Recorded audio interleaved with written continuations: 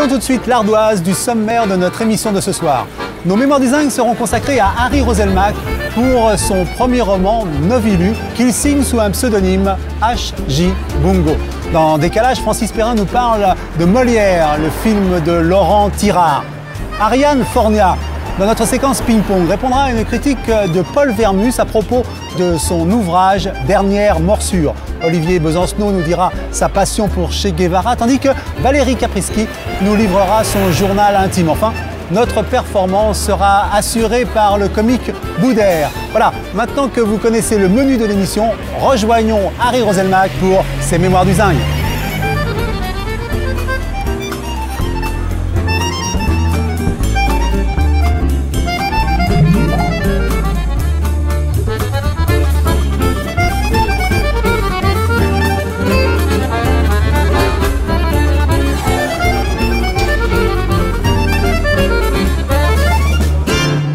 Dans nos Mémoires du Zinc, ce soir, je reçois Harry Roselmack. Je le reçois pour son premier roman, Novilu, qu'il signe d'un pseudonyme H.J. Bungo. C'est votre maman.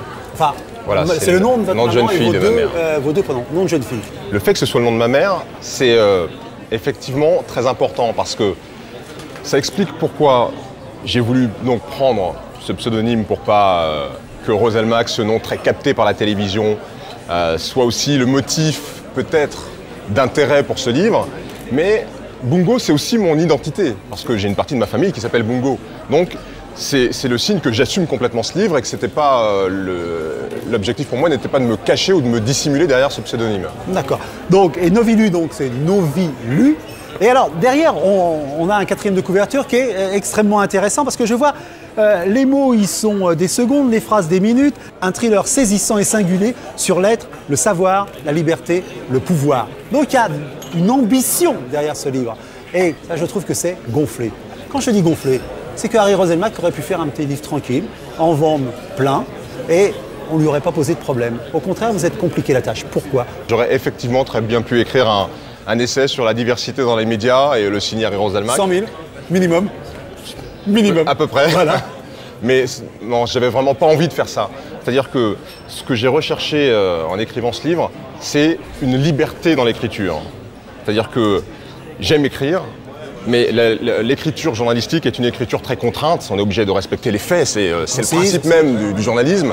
Là, j'avais envie d'élargir ce cadre au maximum. Mais ma grande surprise a été de constater que cette liberté était loin d'être totale et loin d'être aussi grande que ce à quoi je pouvais m'attendre au départ. Je me suis rendu compte que lorsque vous créez un personnage, que vous lui donnez une identité, que vous lui donnez une cohérence, un caractère, un environnement, eh bien il réagit en fonction de ces paramètres-là et que vous ne décidez plus finalement de la façon dont il va réagir face à ces épreuves-là. Et ça a été vraiment une révélation. En fait, on voit des personnages qui font tout ce qu'ils peuvent pour plaire à leur créateur. Parce qu'il n'y a qu'en plaisant à l'écrivain qu'on va pouvoir exister. Si on lui plaît, il va nous donner à vivre de l'action. Est-ce que c'est notre boulot, à nous, sur Terre, de plaire à notre créateur? C'est une bonne question. Le fait est qu'il y a l'un des deux personnages qui, effectivement, a fait le constat de son impuissance face à la volonté de l'auteur et qui s'y conforme et espère ainsi aller au bout et sortir finalement de ce qu'il considère comme un enfer. Mais il y a l'autre personnage qui, lui, se rebelle contre cette volonté d'auteur qui pour lui et pour sa famille est destructrice. Voilà, ces deux parcours-là sont deux parcours très différents. Et je pense qu'effectivement, on est dans une société où certaines personnes considèrent qu'il faut effectivement se conformer à un certain nombre de règles qui seraient des règles imposées par l'au-delà, et d'autres personnes qui, au contraire, estiment qu'ils doivent vivre leur vie et ne pas et faire fi un peu de ces dogmes qu'on pourrait vouloir leur imposer. Donc je pense qu'on a les deux situations dans la vie. Punching Ball, il est à vous. Alors le punching ball, moi j'ai envie de lui mettre une claque et pas un coup de poing parce que le coup de poing est plus violent mais la claque est plus vexatoire. Donc voilà, je lui mets un petit revers de la main. Alors vous avez envie d'être vexatoire. Donc, punching ball, l'occasion de pousser un coup de gueule contre quoi?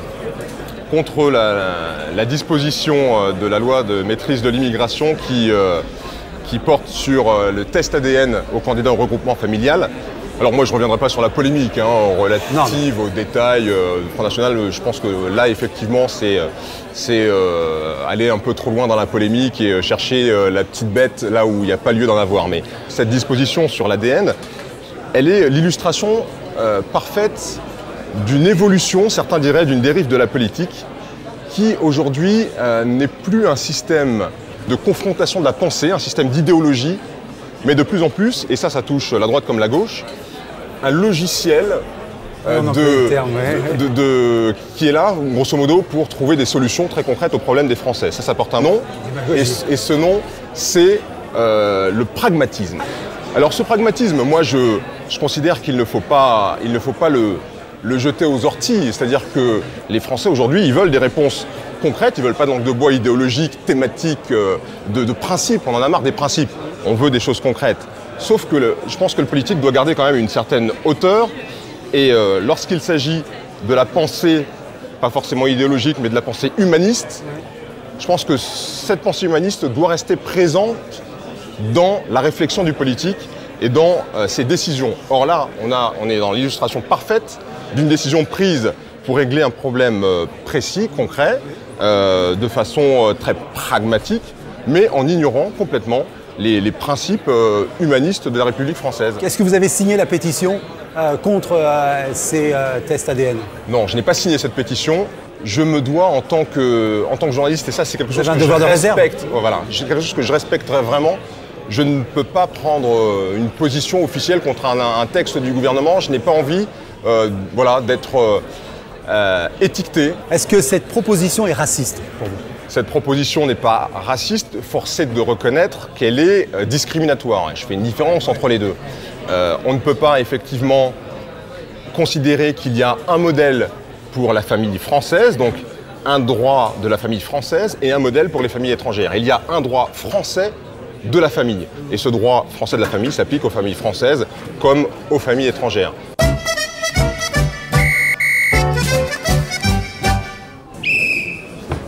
Alors, Sifflet, c'est l'occasion pour nous de revenir sur des articles, des propos. Ça proteste un peu derrière, ça proteste un peu parce que ça fait piquer tout le monde. Vas-y, siffle si tu peux. Donc, ce coup de sifflet nous donne l'occasion de revenir sur une critique qui ne nous a pas été très favorable.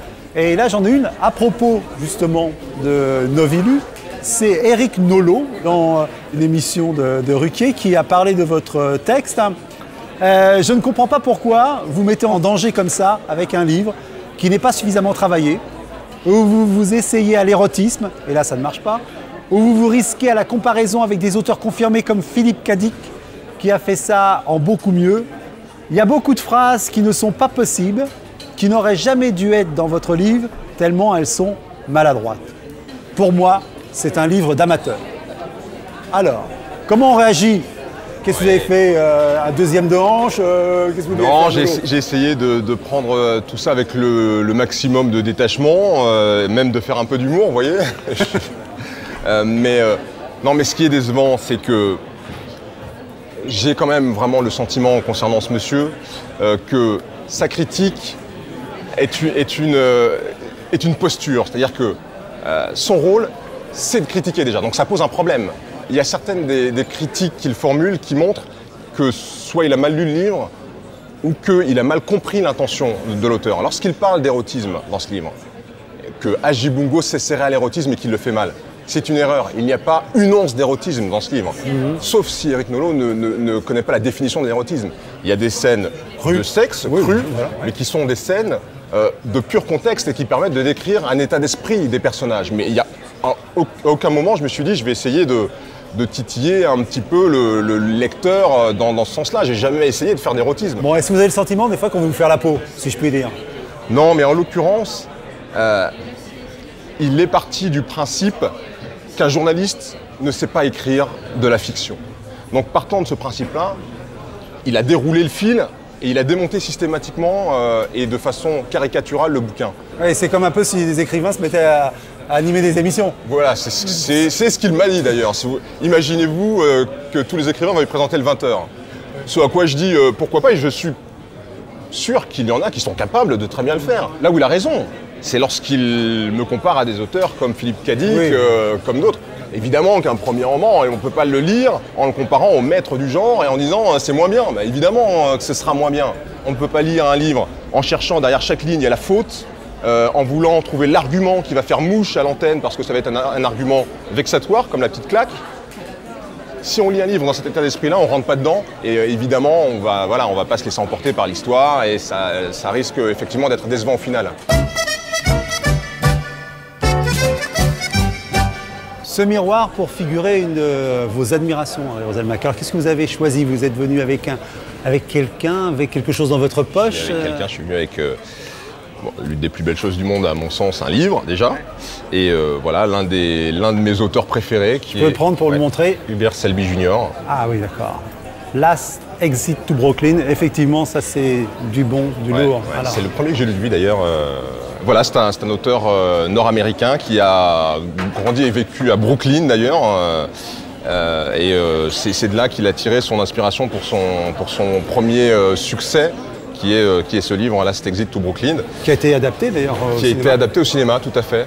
Tout comme le second qui a donné ce film Requiem for a Dream que beaucoup de gens ont vu. Ouais, ce que je trouve admirable chez cet auteur, c'est sa capacité à décrire les états d'âme et la psychologie de ses personnages. C'est-à-dire que ce qui est incroyable chez cet auteur, c'est que le beau absolu côtoie l'horreur absolue et ces personnages sont souvent sur le fil, sont entre les deux. Et vous ne savez jamais s'ils vont basculer d'un côté ou de l'autre. Et ça, je trouve ça extraordinaire. C'est-à-dire qu'il a un recueil de nouvelles qui s'appelle « Chansons de la neige silencieuse », dans lequel vous avez des petites histoires de la vie parfois très quotidienne. Il y a notamment une histoire où un monsieur est avec sa fille et vous vous demandez à chaque ligne, à chaque page, si ce monsieur va commettre une horreur parce que sa fille l'énerve un peu pour tout un tas de petites choses. Mais il y a une tension dans l'écriture et une façon de décrire les réactions de ces personnages. Vous avez l'impression que ces personnages sont capables de tout et ça, c'est vraiment extraordinaire. Harry Roselmack, je vous vois avec une petite caméra. C'est donc que nous sommes dans notre séquence vidéo intime. Et à l'occasion pour vous de nous emmener dans un moment d'intimité. Qu'est-ce que vous avez choisi comme moment d'intimité? C'est quelque chose dont je n'ai pas un souvenir extrêmement précis, mais c'est quelque chose qui m'a marqué. J'étais très petit, je devais avoir 3-4 ans. Nous allions rentrer dans un magasin et j'ai vu mon père, qui est quelqu'un de très calme, de très pondéré, de très mesuré, de très respectueux. J'ai vu mon père avoir des mots avec un monsieur. Et j'ai compris, je ne sais pas si j'ai entendu quelque chose ou si c'est mon père revenant vers nous qui nous a dit « Le fait est qu'on n'est pas rentré dans ce magasin. On est rentré dans notre voiture et on est parti. » Mais j'ai compris qu'ils avaient eu une dispute parce que ce monsieur n'aimait pas les Noirs. Et c'est la première fois dans ma vie, et ça ne m'est pas arrivé souvent après d'ailleurs. Oui, vous le dites, vous n'avez jamais été vraiment victime de racisme. Non, mais c'est la première fois que j'ai compris qu'il y avait une différence entre noir et blanc et que j'ai compris qu'il y a des gens qui n'aimaient pas ce que j'étais. Ouais.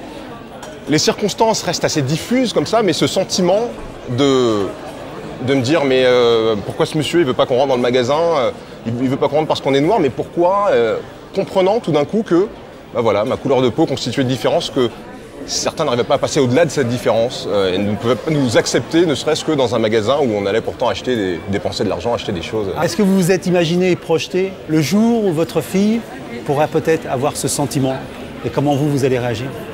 Écoutez, je ne m'y suis pas projeté pour une raison simple, c'est-à-dire que je ferai tout, je fais tout et je pense que l'un des aspects, l'une des facettes de mon exposition aujourd'hui, c'est que justement, elle n'est pas affaire à ce genre de comportement. Et je pense que plus on sera présent dans la sphère publique sous différentes formes, sportives, intellectuelles, médiatiques, etc., je pense que on aura moins à faire, je l'espère, à ce genre de réaction.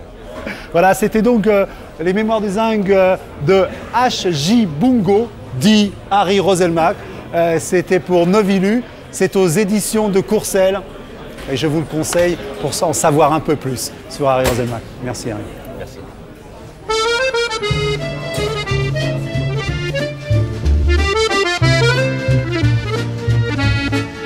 Dans notre séquence décalage, Francis Perrin nous parle du film Molière, interprété par Romain Duris. En 1973, à 26 ans, Francis Perrin quitte la Comédie Française, la maison de Molière. Pourtant, avant d'entrer en scène, chaque soir, c'est à Molière qu'il demande de l'inspirer. Et ça marche. Allez le vérifier au théâtre de la Michaudière, où Francis Perrin joue Tchat et Souris, la pièce de Ray Kounet, mise en scène par Jean-Luc Moreau. Du pur théâtre de boulevard, on y vient pour rire et on n'est pas volé. En 1664, pour fuir ses créanciers, Molière quitte Paris. Il a 22 ans, il disparaît. Que devient-il? Dans Décalage, Francis Perrin nous parle de Molière, le film de Laurent Tirard qui brode joliment sur cette escapade. Il sort en DVD chez Wild Bunch Distribution avec Romain Duris et Fabrice Lucchini. Franchement, entre Francis Perrin et Molière, il n'y a pas vraiment de décalage, mais peut-être un léger bégaiement. Et encore, mais ça, c'est tout son charme.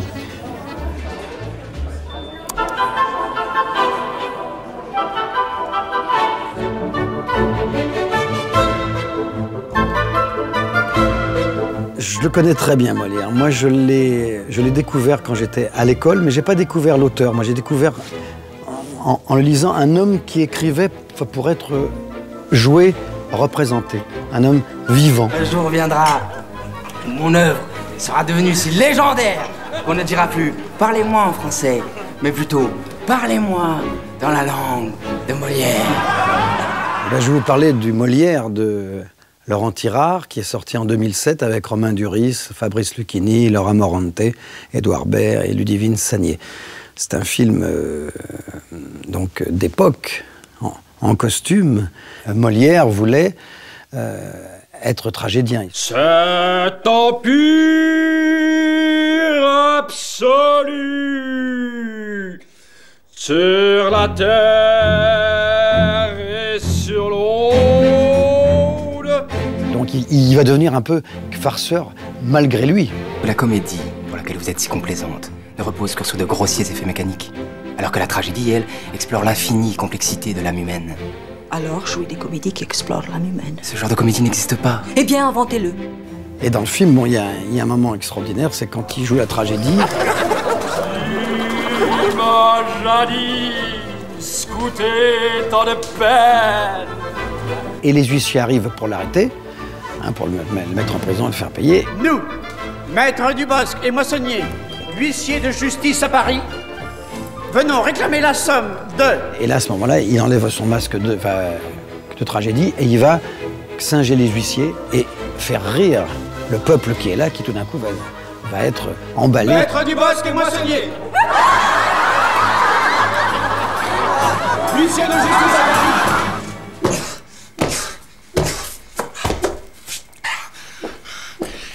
C'est un métier, monsieur Jourdain. Un métier du sentir et non du paraître. Monsieur Jourdain lui demande de venir l'aider donc pour séduire la marquise Célimène, là, qui est un peu frivole, précieuse. Et en même temps, il est marié à Elmire, la belle Laura Morante, qui est magnifique femme. Je vous trouve bien inquiet pour un homme qui n'a pas mis les pieds à l'église depuis 10 ans. Je suis maître chez moi, j'entends qu'on m'obéisse. Installez confortablement, monsieur Tartuffe. Cachez donc ce sein que nous ne saurions voir. J'ai écrit une pièce. Une pièce? Enfin, une petite pièce en un acte que je souhaite jouer pour la marquise dans son salon. Et c'est pour me préparer à cela que j'ai besoin de vos talents. Il le déguise, Molière, en faux dévot pour être le surveillant de ses mauvaises intentions, si je puis dire, mais que ça ne se voit pas. Votre nom, monsieur? Tartuffe. Monsieur Tartuffe, madame, pour vous servir. Il y a une autre scène qui montre les talents de comédien immenses de Molière et de mime. Vous me montrez un homme qui fait le cheval, monsieur Jourdain. Pas un cheval.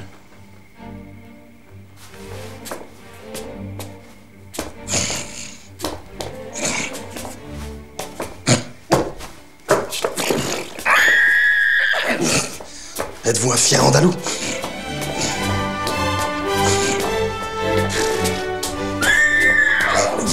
C'est très rare en France. Il y a beaucoup de très bons comédiens, mais ils ne savent pas bouger du doigt de pied jusqu'à la racine des cheveux. Je dirais que si mon texte est bon pour le cabinet, le vôtre, monsieur, mérite à peine de sortir du cul qui voudrait bien le chier.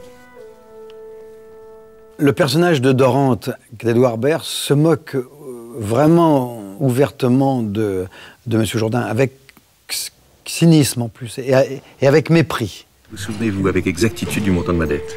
Absolument, mais je vous répète qu'il n'y a aucune urgence. Ah si, j'y tiens. Vous y tenez. Attendez, là j'ai un petit mémoire. Vous me gênez. 15 800 livres. Aucune urgence. 15 800 livres, fort bien. Vous y ajouterez 200 livres que vous m'allez donner maintenant. Cela fait 16 000 livres, tout rond, que je vous paierai sans faute avant qu'il n'y ait longtemps. Molière se prend d'affection pour Jourdain parce qu'il estime qu'il a été trop dupé. Il le déguise en marquise, donc Fabrice Luchini est déguisé en marquise, et il l'emmène chez Célimène, donc chez Ludivine Sagné. Et je me rends compte aujourd'hui que seule votre naissance vous a donné du style. Car votre âme est tout entière dédiée à la méchanceté. Donc il doit peut-être, grâce à M. Jourdain et surtout à Elmire, d'avoir été le Molière que maintenant on adore et qu'on connaît. Que diable allait-il faire dans cette galère? Délivrez-moi, madame. Délivrez-moi de cette souffrance qui me ronge depuis 13 ans et que le succès et les applaudissements ne parviennent pas à soulager. Il voyait tout, il savait diriger tout, c'était un chef d'entreprise avant l'heure. Hein. Quand il arrive et que le théâtre est vide, moi je ressens ça moi tous les soirs quand j'arrive dans un théâtre. Il y a quelque chose, il y a un frisson, il y a quelque chose qui se passe. C'est chez moi, je respire mieux. Et là j'ai senti ça exactement. Là quand il arrive, il dit tiens, un théâtre, parce qu'ils avaient joué en province, ils avaient joué dans les granges, ils avaient partout. Et là ils vont arriver, ils vont jouer devant la cour dans ce théâtre.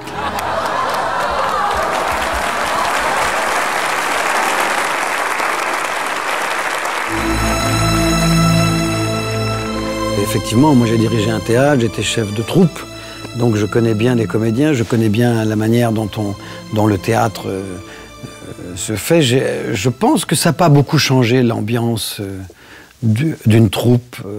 Commençons les répétitions demain.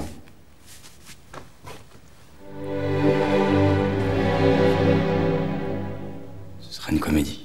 S'il était devant moi, je dirais merci. Vous m'avez rempli une grande partie de ma vie. Merci.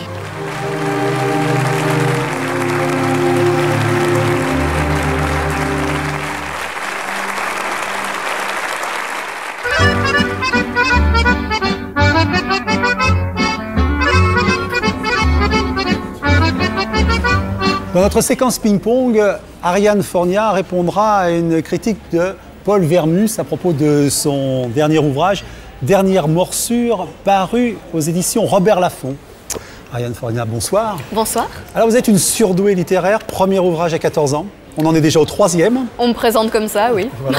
Une surdouée et une bien née, parce que vous avez des parents que l'on connaît, en tout cas pour Éric Besson, votre maman. Ma mère est écrivain. Voilà, écrivain et ancienne responsable de Action contre la faim. Alors, ce livre dit ce qu'il en est. Alors, il commence par un abécédaire sur malheur et heurts de l'adolescence, et il continue après avec des chroniques, dont certaines, petits inventaires, l'école, les adultes, les rites de passage, et ça termine sur une vision un peu désabusée sur l'Europe et sur ce non-référendum. Alors vous allez répondre à la critique de Paul Vermus, vous connaissez le principe, vous interrompez quand vous le souhaitez cette critique. Allons-y. Très bien.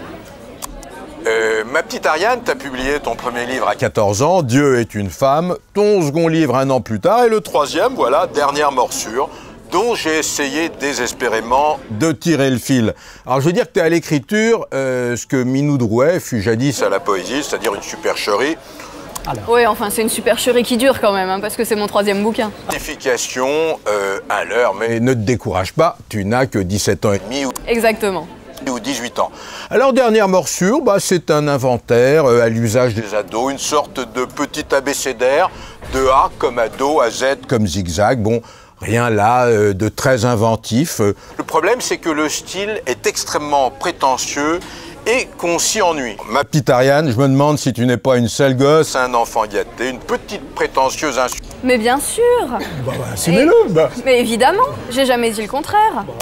Totalement décomplexé parce que moi, si je me permets de te tutoyer, c'est parce que toi, tu tutoies le lecteur. Hein. Mais bien sûr que je tutoie le lecteur. Parce que déjà, le lecteur, j'ai deux lecteurs. J'ai les ados et les parents des ados. Alors les parents des ados, je leur dis, tu vas voir, je vais t'expliquer ce que c'est, je vais te faire un voyage au pays de l'adolescence. Et à l'ado, je lui dis, tu es comme moi et on va parler ensemble de choses qu'on connaît.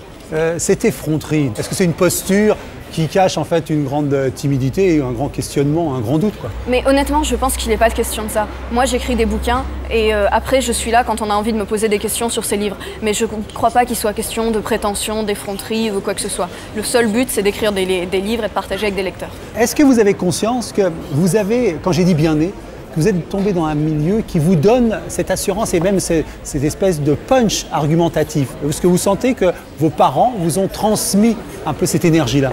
Oui, bien sûr, parce que j'ai toujours vu mon père et ma mère dans les médias parler aux journalistes, donc forcément c'est vrai que je ne suis pas intimidée face à vous, et donc ça déjà c'est un avantage et on peut avoir l'impression que je suis prétentieuse. Mais en fait, c'est pas du tout comme ça que je le ressens. Voilà, moi j'ai écrit un livre, vous me posez des questions sur ce livre et j'y réponds, c'est tout. Et à Paul Vermus également. Bien sûr.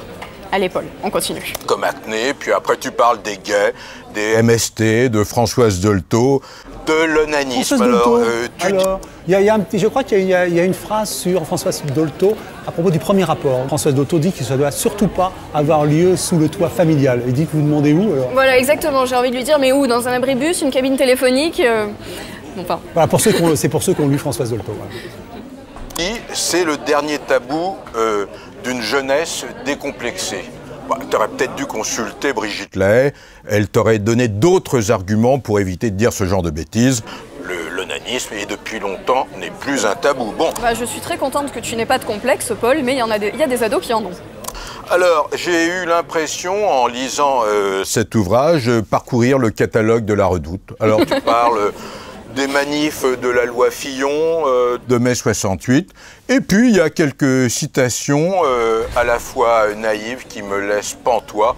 J'irais même que les bras m'en tombent. Alors, parmi celles-ci, l'ado est une pucelle en haut de son donjon. Ou bien encore, quand toi aussi tu seras croulant, alors donc tu t'adresses à moi cette fois. Non, là il n'a pas compris, c'est le parent qui parle à l'ado, c'est le parent qui dit à son ado, quand toi aussi tu seras vieux, tu sauras que le string ne se porte pas au-dessus du pantalon. Mais vous faites cette réflexion à la fin, un jour je serai elle. Voilà, et c'est... Par certains côtés, c'est attirant parce qu'on se dit qu'on aura de l'argent, la possibilité de faire ce qu'on veut, mais aussi on sait qu'on n'aura plus cette impunité extraordinaire de l'adolescence. Si tu comprendras qu'un string se porte sous le pantalon et non au-dessus. Je vois bien que ces réflexions métaphysiques me permettent... Métaphysique, mais évidemment, j'ai pas écrit la phénoménologie de l'esprit. Je veux dire, c'est un livre qui est censé faire plaisir, Cela dit, vous parlez de la mort. Oui. Cela dit, vous parlez de la mort. Mais bien sûr, c'est une question essentielle à l'adolescence, parce qu'on sait très bien qu'on est jeune, qu'on a l'impression qu'il ne peut rien nous arriver, et après, il se passe des choses terribles. On voit des accidents, le sida, on se rend tout à fait compte qu'on est mortel, qu'un jour il va nous arriver quelque chose, et c'est très angoissant. Ou l'absence de protection.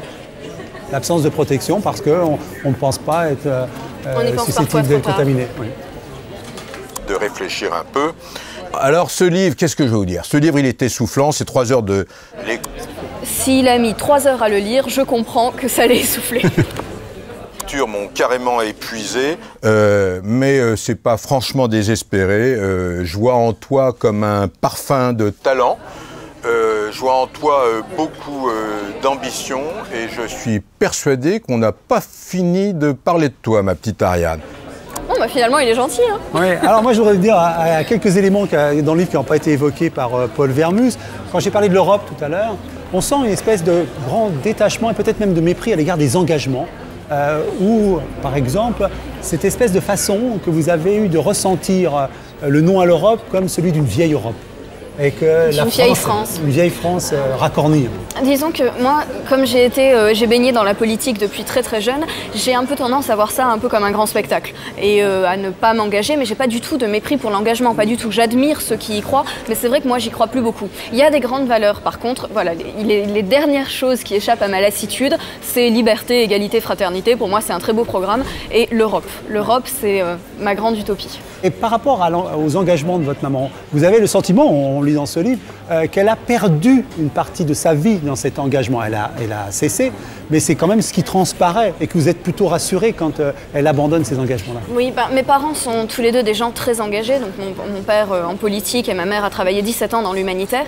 Et j'ai eu l'impression que en fait, l'engagement, c'est quelque chose d'extrêmement ingrat. Quel qu'il soit, on aura toujours l'impression que vous faites mal, que vous auriez dû faire plus. Et je pense aussi que c'est une caractéristique de ma génération. On est quand même assez désabusé et on a une certaine tendance, face à une époque qu'on ne comprend pas, parce qu'il y a le sida, le chômage, les voies bouchées. Et donc c'est vrai qu'on a un peu tendance à se réfugier dans un certain hédonisme et à fuir tout engagement politique. Bon. Voilà, donc c'était donc Paul Vermus et Ariane Forniac qui s'entretenaient autour de son dernier ouvrage, Dernière morsure chez Robert Laffont. C'est aussi bien pour les adolescents pour se comprendre que pour les parents qui côtoient des adolescents pour les comprendre un petit peu mieux. Merci beaucoup. Bonne soirée. Bonne soirée à vous.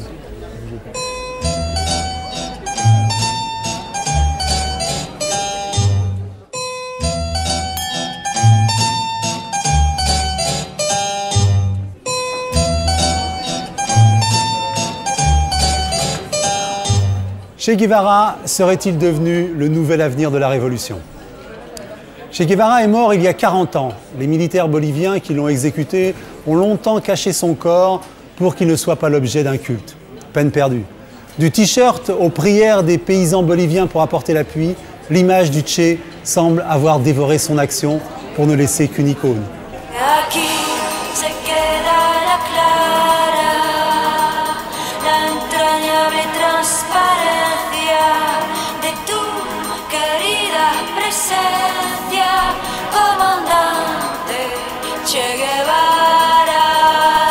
Qu'en est-il de sa pensée aujourd'hui? Qu'est-ce que le guévarisme? Dans leur ouvrage « Che Guevara, une braise qui brûle encore », paru chez Fayard, Olivier Besancenot et Michael Lowy répondent à ces questions, mais s'attachent surtout à expliquer en quoi le marxisme humaniste de Ernesto Che Guevara est d'une actualité brûlante aujourd'hui. Mais pour beaucoup, la vie du Che reste à découvrir. On compte sur vous ce soir, Olivier Besancenot, pour en savoir un peu plus. C'est l'itinéraire d'un jeune Argentin qui vient d'une famille de classe moyenne, avec un père qui a fait la Révolution espagnole, donc un milieu un petit peu politisé, architecte, et qui évolue dans un milieu de réfugiés espagnols, dans un quartier plutôt populaire. Donc le Che va très très vite être en contact avec la misère latino-américaine dès son enfance, pas à sa maison, mais dans son quartier, avec toute une série de gamins qui sont désœuvrés. Et du coup, le Che se lance rapidement dans des études de médecine, à la fois parce qu'il y a cette misère qu'il constate, et puis parce que lui-même, peut-être, est asthmatique d'enfance, extrêmement asthmatique. Il le sera toute sa vie. Ça le poussera chaque fois dans des situations extrêmes. Et il fait beaucoup de sport. Et pour dépasser cette maladie-là, cette pathologie-là, il va se faire violence, d'abord par le sport, par des sports intenses comme le rugby, et puis ensuite, tout au cours de sa vie, je veux dire, il y a évidemment toute une série d'anecdotes dans ses combats militaires, où le Che à chaque fois se faisait violence, refusait de montrer ses faiblesses à ses camarades de combat et aller jusqu'au bout, parfois même à la limite de la mort. Il le fera jusqu'à la fin de sa vie. Donc le Che soigne régulièrement des enfants malades. Dans ses voyages, il va volontairement participer comme médecin apprenti à l'aide médicale dans des léproseries. Et puis il va constater une impasse, comme il le dit lui-même.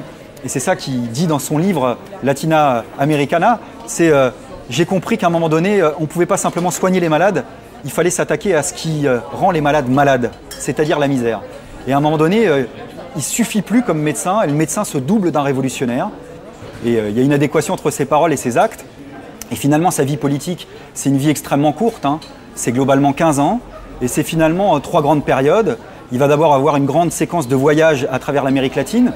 Il participe à des événements extrêmement importants. En 1954, il se retrouve au Guatemala. À l'époque, il y a un gouvernement qui fait des réformes plutôt progressistes, des réformistes sincères, on pourrait dire, dirigés par un colonel qui s'appelle Jacobo Arbenz. Et cette réforme agraire, elle est jugée absolument insupportable par la United Fruit, qui est en fait l'espèce d'équivalent de la grande multinationale américaine de l'époque.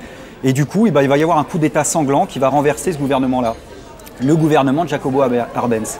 Et dans ce processus-là, dans cette contre-révolution finalement, le Che va tirer des enseignements politiques, mais il va surtout tirer des rencontres militantes avec des militants révolutionnaires, avec des exilés cubains, castristes, et tout ça, ça va participer, je dirais, à sa politisation. Mais c'est important de comprendre que dans ces voyages, finalement, sa politisation, c'est d'abord une affaire de rencontres, d'échanges, de discussions. Et je crois que de ces rencontres humaines, ce qui va finalement marquer son marxisme à lui, c'est d'être marqué par un humanisme révolutionnaire. C'est-à-dire que, puisque son engagement vient de rencontres humaines, il pense que l'engagement politique peut avoir de sens que si c'est les humains eux-mêmes qui s'y mettent. Et ça, c'est déjà une première rupture qui va s'expliquer un peu plus tard dans la deuxième partie de sa vie, finalement, quand il va participer au gouvernement cubain. C'est déjà une première rupture avec le socialisme russe, avec le socialisme réellement existant, qui est finalement présenté à l'époque, j'y étais pas, mais j'ai cru comprendre, comme un collectivisme caricatural qui nie l'importance de l'individu. Et pour lui, comme l'humain est au cœur du projet de transformation sociale, ça devient élémentaire, c'est-à-dire qu'un révolutionnaire, c'est quelqu'un qui doit ressentir la révolte de façon personnelle, quel que soit le peuple qui est concerné sur le globe, et de là il tire son propre internationalisme. Et le torchon va progressivement brûler avec les autorités soviétiques, surtout dans la deuxième finalement grande partie de sa vie, qui est sa participation au gouvernement révolutionnaire cubain. Donc le Che rencontre Fidel Castro quand il est en exil au Mexique, après l'épopée du Guatemala, et ils partent dans la Sierra Maestra, qui sont finalement une zone montagneuse de Cuba, et ils sont pourchassés par 30 000 hommes, envoyés par la dictature de Batista, qui est une dictature particulièrement féroce.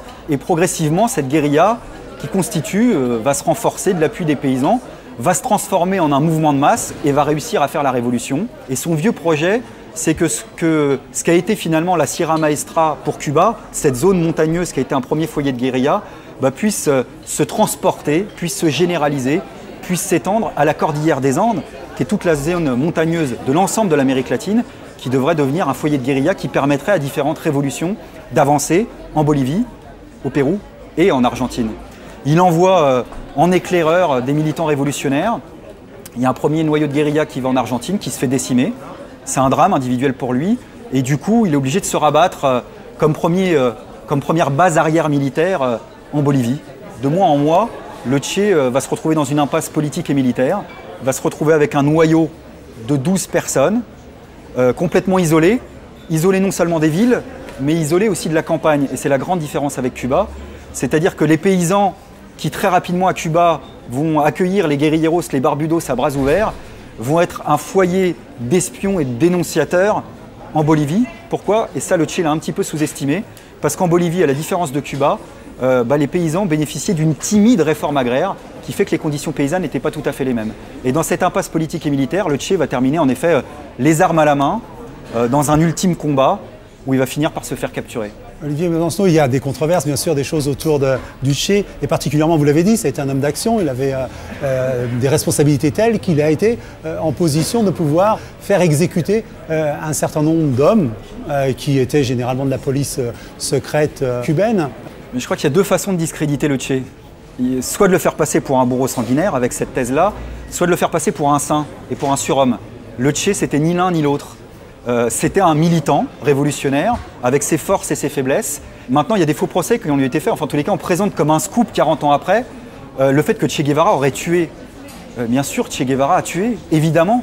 Che Guevara a fait une lutte armée, une guérilla contre une dictature qui était particulièrement féroce, qui était celle de Batista.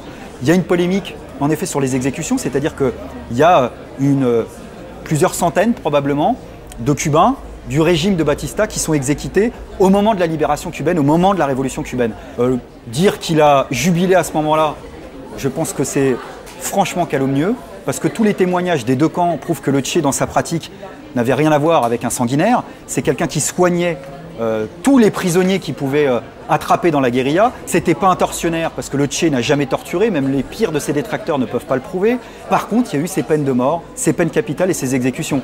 S'il y a une leçon à retenir du Che, c'est que le Che, c'était un indépendant d'esprit. Il a dérangé toute sa vie, tout le monde, le capitalisme, le colonialisme, l'URSS, la direction cubaine, et sa popularité, elle dérange encore.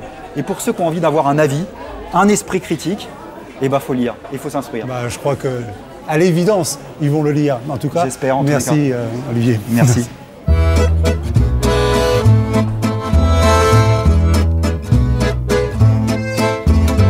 Valérie Caprisky aurait pu être hôtesse de l'air si elle avait écouté Papa. Bombe sexuelle du cinéma français si elle avait écouté les succès de ses 20 ans. Mais Valérie Caprisky en a décidé autrement. Entre 25 et 40 ans, elle assume une traversée du désert pour renaître dans des rôles qui lui ressemblent plus profondément. Comme dans Le Cœur des Hommes 2 de Marc Esposito, la suite du Cœur des Hommes sorti en 2003, où elle retrouve Bernard Campan, Marc Lavoine, Jean-Pierre Daroussin et Gérard Darmon, toujours aussi dépassés par leur rapport immature avec les femmes. Dans son journal intime, Valérie Caprisky revient sur la petite fille mélancolique qu'elle était. Sa longue psychothérapie fait l'éloge de John Cassavetes, dont elle joue à Nice une pièce adaptée de son film Faces, tout en s'interrogeant sur ce mystère insondable, le cœur des hommes et celui des femmes. From this moment on, you for me, dear, only too far too dear. Je me pose tout le temps des questions et comme je suis tout le temps dans la culpabilité, je suis toujours en train de me dire mais j'aurais jamais dû faire ça ou dire ça. Ou... Est-ce que j'ai bien fait Après j'appelle tous mes amis, tu crois que j'ai bien fait de dire ça ou de faire ça? La question que j'aimerais me poser à moi-même. Attendez, laissez-moi réfléchir.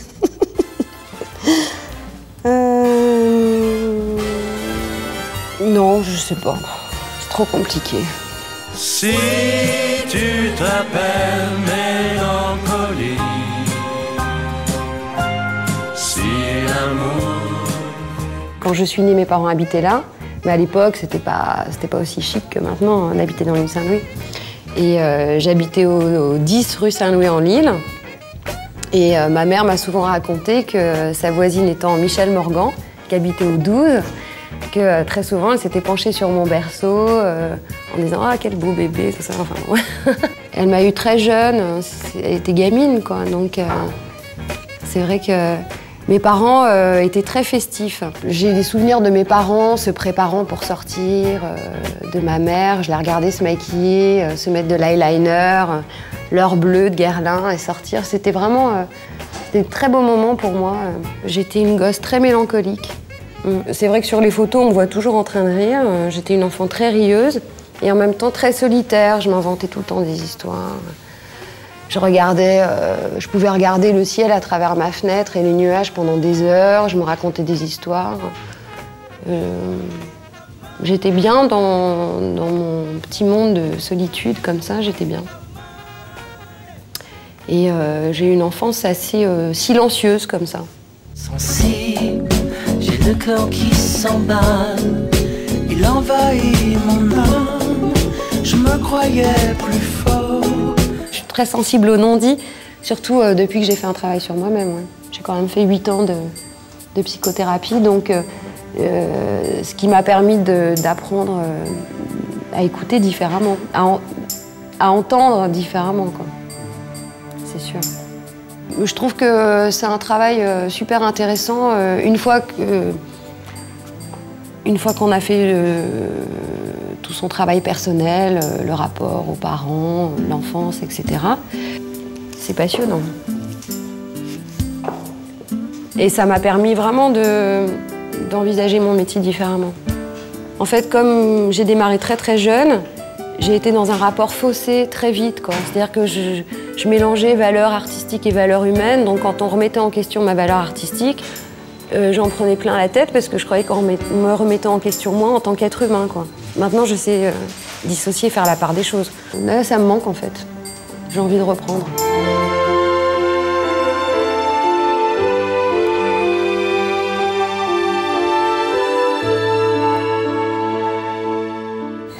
J'avais vu plein de films de Cassavetes. L'authenticité, le côté fragile, vulnérable de ces personnages de femmes, à la fois pleine d'énergie, mais toujours un léger désespoir derrière ces fous rires, ces rires en cascade comme ça, une sorte de malaise sous-jacent, quoi. C'est toujours très imbibé d'alcool, de cigarettes, de fêtes, de cris, de bruit. Et derrière tout ça, il y a quelque chose de très très violent. Les personnages ont toujours besoin d'arriver vraiment borderline pour faire exploser quelque chose, quoi. Aussi, il faut replacer ça dans les années 50, 60, dans la société un peu middle class américaine, comme ça, où Il y a quand même des codes, des conventions.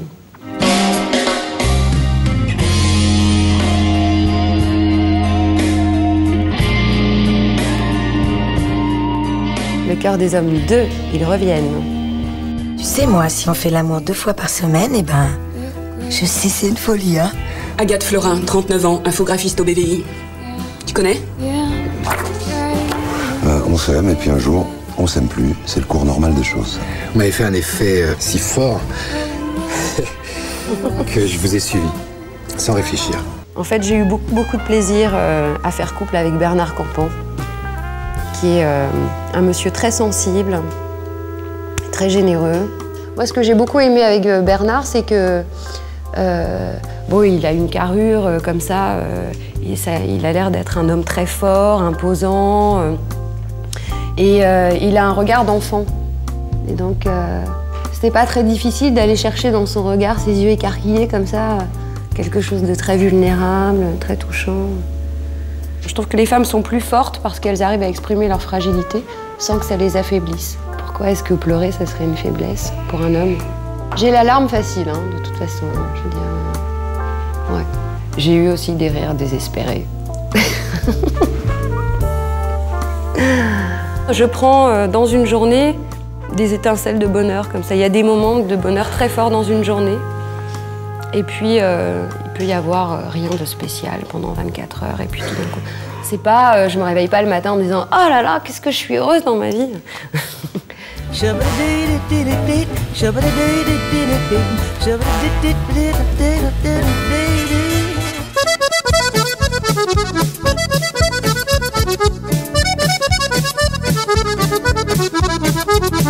Notre performance ce soir sera assurée par Boudère. Boudère, One Man Show depuis le 20 septembre au théâtre du Gymnase sur une mise en scène de Rachid Ould Ali. Boudère, bonsoir. Bonsoir tout le monde.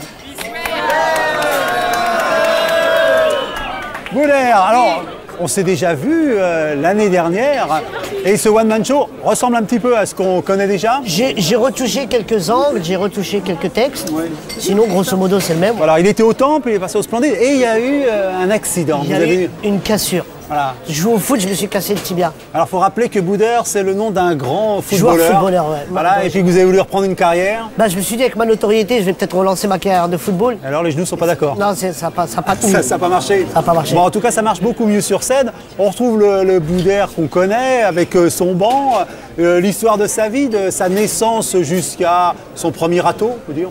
C'est un peu ça, quand même. Râteau au niveau professionnel. Oui, professionnel. Alors, au niveau professionnel, on a devant nous un ex-futur comptable.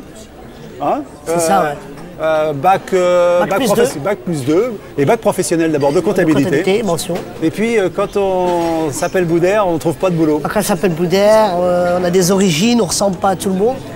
Ah ben, c'est un peu plus dur, hein, parce qu'on vit quand même dans une société où tout est fait, où il faut avoir un physique type et tout ça. Donc je parle de ça dans mon spectacle. Ah oui, parce que c'est quand même un petit peu là, il y a un cri, un coup de gueule contre la tyrannie du beau gosse. Alors on serait dans une société où il n'y a que les beaux gosses qui auraient le droit d'exister. Bien sûr, ouais, on est vraiment dedans, quoi. Et voilà, et je dénonce ça, je dénonce que je dis par exemple qu'il n'y a pas de banquier avec une balafre et un chicot en moins. Non, ça fait pas confiance. Ça fait pas banquier, quoi. Ouais. Alors, ce que j'aime dans le spectacle aussi, c'est qu'il y a beaucoup d'accents. Parce que là, vous brassez un peu tout l'endroit où vous étiez, c'est-à-dire accent antillais. Antillais, bien sûr, encore fait partie là-bas, toujours. Moi, qu'on en est pas, moi, qu'on en fait.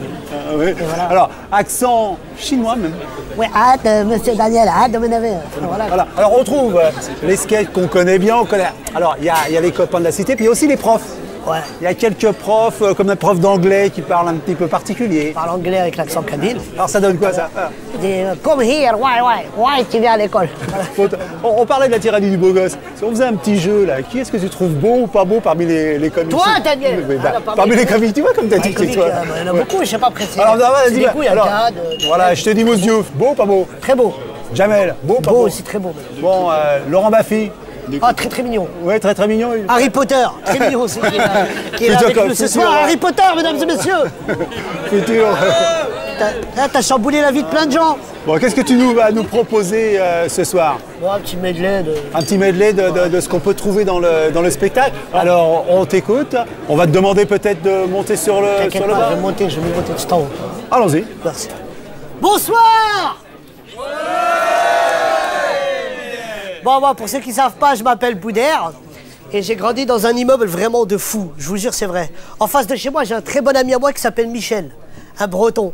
Et son rêve le plus cher à Michel, c'est de devenir arabe. Si, ça existe. Alors il s'est appelé Micheloud. C'est un mix de Michel et Mouloud. Plusieurs fois, j'ai essayé de le raisonner. Une fois, j'étais le voir, je dis « Ah, Michel !»« Ah, Micheloud !» Nous, on se prend la tête pour que les gens ils disent de nous qu'on est des Français, toi, tu veux devenir arabe. Au lieu de s'intégrer, c'est désintégrer, le mec.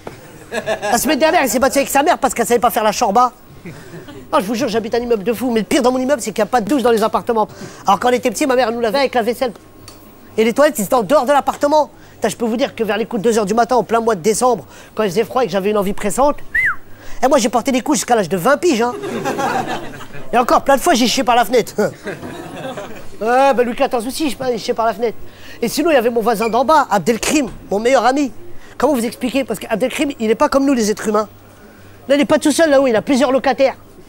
Ils n'ont pas tous payé le loyer en plus. Par exemple, à la fin, j'étais avec lui dans le métro, il a mis 2 tickets de métro à la fois. J'ai dit, Abdel, pourquoi tu mets 2 tickets? Bah parce que si je perds un ticket, il me reste un ticket. Ouais, mais si tu perds les 2 tickets, comment tu fais? Ah bah j'ai ma carte orange. Et l'autre jour, je marchais avec lui dans Paris et on arrivait sur le Pont Neuf. Et en marchant sur le Pont Neuf, on a vu une stèle où il y avait écrit « Ici est tombé le général je sais pas quoi ». Abdel a regardé par-dessus le pont, il a dit « Putain, il a dû se déchirer celui-là ». Mais même dans la vie, il est comme ça. La dernière fois, les flics sont venus le chercher. « Abdel, ouvre !»« Qui c'est ?»« C'est la police !»« Mais qu'est-ce que vous voulez ? On veut discuter avec toi !»« Mais vous êtes combien ? » ?»« On est 10 !»« On veut discuter entre vous !» Eh, m'en fait plein, la dernière fois, samedi dernier, on était en boîte. Enfin, en boîte, devant la boîte. Hein. Non, parce que nous, tout se passe devant la boîte. Eh, le videur, les sous-verts, on n'entend rien, oh.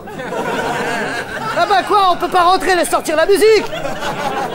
Bref, on passait une soirée Gamix. Et là, Abdel, je vais le voir, je lui dis, Abdel, pourquoi tu fumes pas? Il me dit, t'es fou, je fume que la journée maintenant. Je dis, mais pourquoi tu fumes pas la nuit? Putain, mais t'es malade, t'as pas vu ce qui est écrit sur les paquets? Nuit, gravement à la santé. Il m'en a fait une tout à l'heure, mesdames et messieurs, je vous jure, je vous mens pas. En arrivant ici, on est passé devant l'hôtel de ville de Paris. Je dis, Abdel, ça, c'est l'hôtel de ville de Paris. Il m'a dit, putain, comment il doit coûter cher les chambres ici. Merci, c'était Boudère, je suis au théâtre Gymnase, passez quand vous voulez.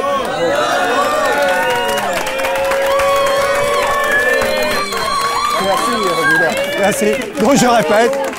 Boudère, théâtre du Gymnase, sur une mise en scène de Rachid Ouldali. C'est en ce moment, et pour Café Picouli, c'est terminé ce soir. Si Café Picouli vous manque ou si vous avez manqué Café Picouli, vous pourrez le retrouver sur france5.fr. Voilà, et sinon, on se retrouve vendredi prochain à 21h30. Bonne soirée.